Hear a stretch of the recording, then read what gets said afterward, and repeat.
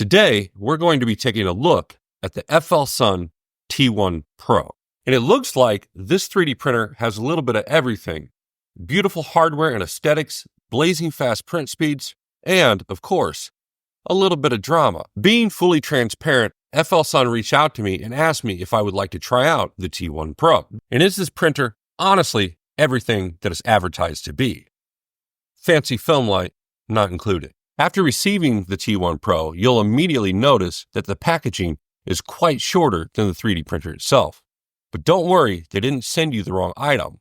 This 3D printer requires a little bit of assembly. The shipping and packaging of a product is one place that I really pay attention, as you'll often find out that the way that a company manages their packing and their shipping for their products is a telltale sign of if they're going to cut any corners in the product itself. And this is one place I'm happy to say that FLSun hasn't cut any corners. Each individual piece was securely placed in the product's packaging, showing that the ideas behind this were intentional and well thought out. And this attention to detail carries over to both the manual and the assembly guide for this 3D printer. You'll also find that each individual part for this printer is individually labeled for the setup steps in the assembly guide. Generally, I found the setup and assembly for this 3D printer rather relaxing. Lately, I don't really have a lot of time to just be able to sit down and focus on one thing through the night. And I really enjoyed assembling this 3D printer. If I have to give this assembly a skill rating, I think I would give it around a 3 or 4. As anybody who has any experience assembling anything should realistically have no problems getting the T1 Pro up and running. So let's talk features. What exactly does the T1 Pro actually have going on? The T1 Pro is a Klipper-based Delta-style 3D printer, which boasts printing speeds up to 1,000 and acceleration speeds up to 30,000, with the hot end of this unit being capable of 300 degrees Celsius and the heat plate being capable of 110 degrees Celsius. The build volume is where this gets a little bit interesting. You see, this was a major point of contention for many users in the 3D printing community, many of which claimed that FLSun was being outright disingenuous or misleading to consumers when it came to the build volume for the T1 Pro. The build volume is a listed 260 millimeter diameter with a maximum build height of 330. But you see, this is where the drama comes. Due to the kinematic system of a Delta-style 3D printer, the closer you get to the top of your maximum build volume, the smaller the diameter that you're able to print. This behavior for the maximum build height has nothing to do with FLSun, and has more to do with just the Delta-style kinematics overall. Not only that, FLSun isn't being misleading to consumers, as this information is listed very plainly in both the documentation offline and online for their 3D printers. If you go to the page for the T1 Pro, you'll notice that they also list a maximum safe value, or a safe zone for the 3D printer of 285. When it comes to the cylindrical build volume of the T1 Pro, what are you really losing? Well, the honest answer is you're not really losing a whole lot of anything. You lose a little bit here, but you gain a little bit there, and it's realistically dependent on the style of 3D printing that you're going to do and what you're going to print with the printer itself. So now let's talk connectivity. The T1 Pro is compatible with not only Orca Slicer 2.2, but also their forked variant of this slicer, FLSun Slicer. The T1 Pro also comes with a well-rounded out mobile app for 3D printing, which means that you can realistically print anywhere in the world.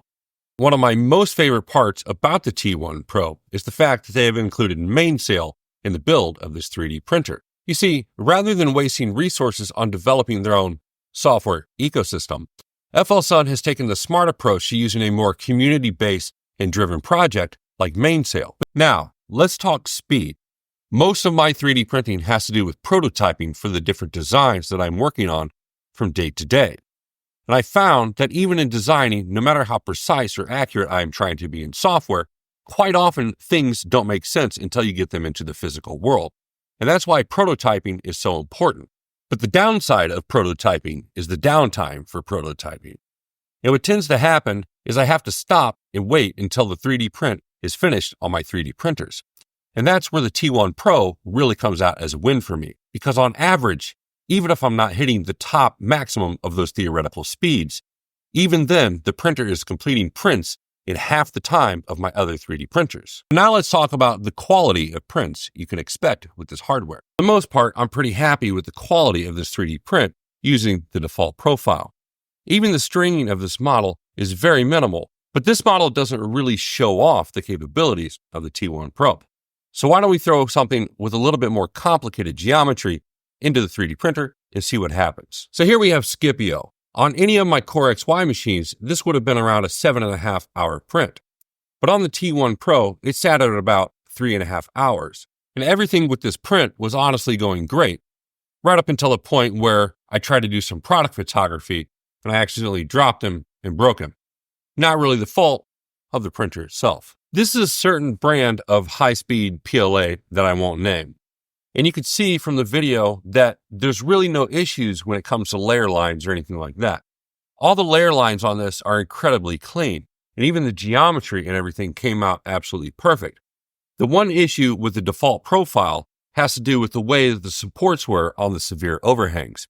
You can see on the video that there's a little bit of imperfections where the severe overhangs meet with the support structure. These imperfections really have nothing to do with the T1 Pro, but they have everything to do with the fact that you need to tune your profile for whatever you are printing. For the most part, I'm pretty happy with the quality that I'm seeing from this 3D print. The layer lines are clean, the geometry is clean, everything is smooth. Mostly the imperfections, again, have to do with the slicing settings. I could go in and adjust the way the seam is sitting on the model. I could even adjust the way the seam is working. Most importantly, I really need to go in and adjust the way that the supports meet the severe overhangs so we don't have these major imperfections on the front of the model.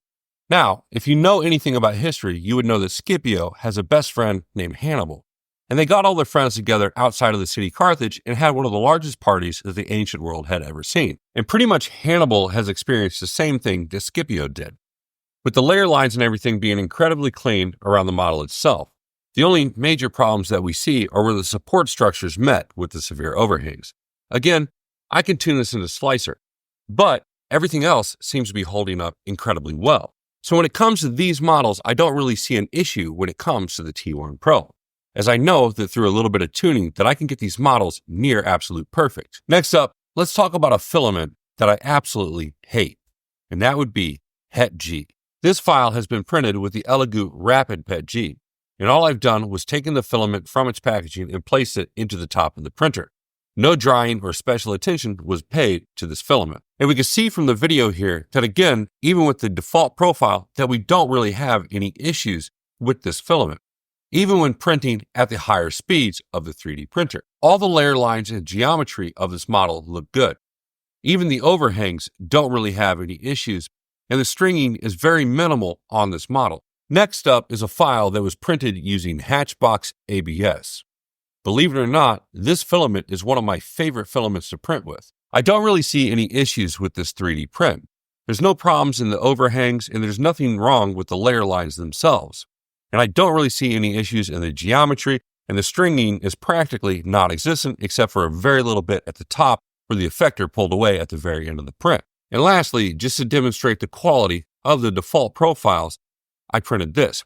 This is one of my favorite things to print on 3D printers to show the abilities of the kinematic system, as it's a very interesting model as the overhangs and everything don't really lend itself to supports. So the quality that you get out of your printer is the quality that you're going to get.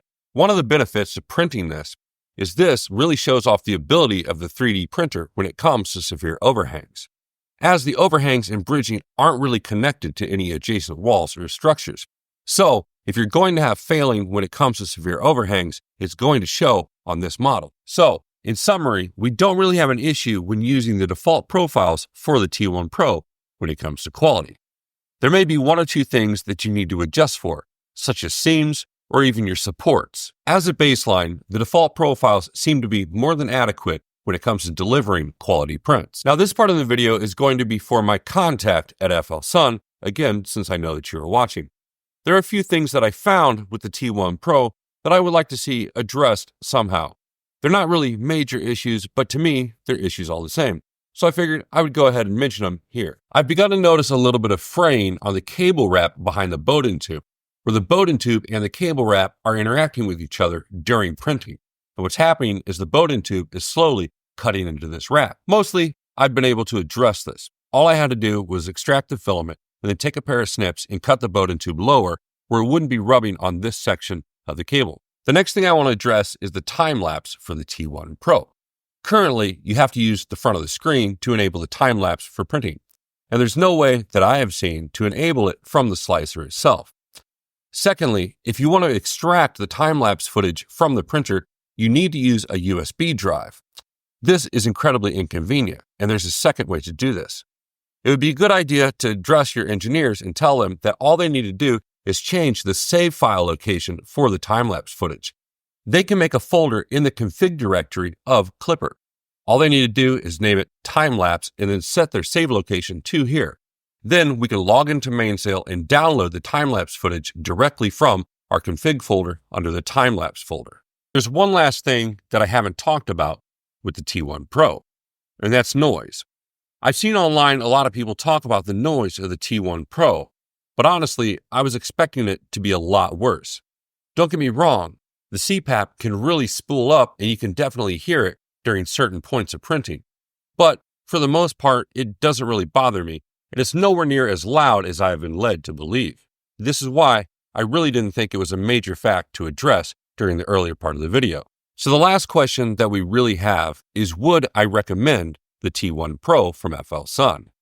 And I believe the answer is yes. The T1 Pro is by far some of the best hardware that I've ever seen in a 3D printer for consumers. This decision has very little to do with just the speed itself. You see, FLSun has done a great job in the design and execution of this 3D printer.